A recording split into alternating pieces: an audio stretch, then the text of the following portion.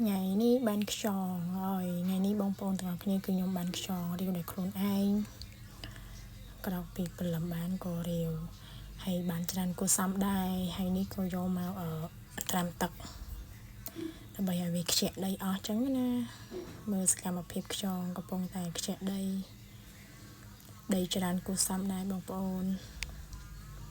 យើងក៏បានជំរុញនេះហើយដាក់ពីទៅទឹក4ទឹកឲ្យទឹកទៅអស់ដីនេះស្អាតថ្លាគ្រាន់ដែរបងប្អូនដោយសារតែយើងលាងច្រើនដងអញ្ចឹងណាហើយមើលសកម្មភាពពួកវាគួរឲ្យគ្រឹះគួរឲ្យខ្លាញ់មែនហើយនេះក៏លាងរួចហើយក៏យើងចាប់ផ្ដើមរែងរៀងថែមបន្តទៀតគឺត្រូវតែលាងឲ្យស្អាតខ្លាចញ៉ាំទៅវាណាមួយក៏ឡែផងអីផងដើម្បីញ៉ាំសុខភាពខ្លួនឯងគឺយើងត្រូវតែលាងឲ្យស្អាតលាងហើយលាងទៀតអញ្ចឹងបងប្អូនកុំឲ្យស្ដាយទឹកនេះក៏ជាទឹកចុងក្រោយដែរយើងស្រង់ហើយស្រង់ដាក់ខ្យងស្រែឆ្ងាញ់បងប្អូនឲ្យគេលើខ្លួនឯង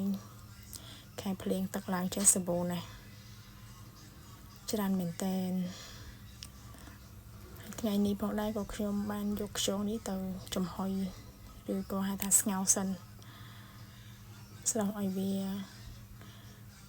ឆ្អិនមួយវគ្គសិនទៅយើងយកទៅឆាហើយនេះឆ្អិនហើយបងប្អូនទាំងអស់គ្នាហើយខ្ញុំក៏បានដកស្ទះវាចេញឲ្យអស់គ្រប់ខ្យងទាំងអស់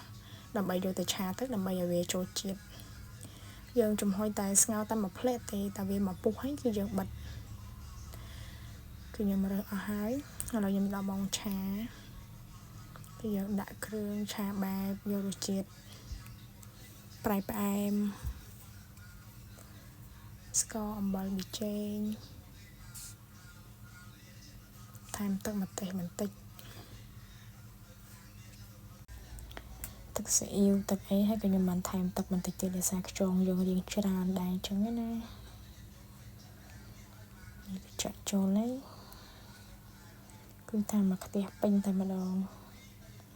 សូម្បីតែជ្រោយក៏ពិបាកដែរដោយសារខ្ទះយើងតូចពេកហើយនេះក៏ស្លឹកខ្ទឹមដាំខ្លួនឯងស្លមួយពេលដកតា4-5 សន្លឹកបានមួយពេលនៅផ្ទះចេះតែដាំចេះចប់មានជីខ្លះអីខ្លះដើម្បីសម្រាប់យើងស្លកុំពិបាកទៅរកគេនៅផ្សារ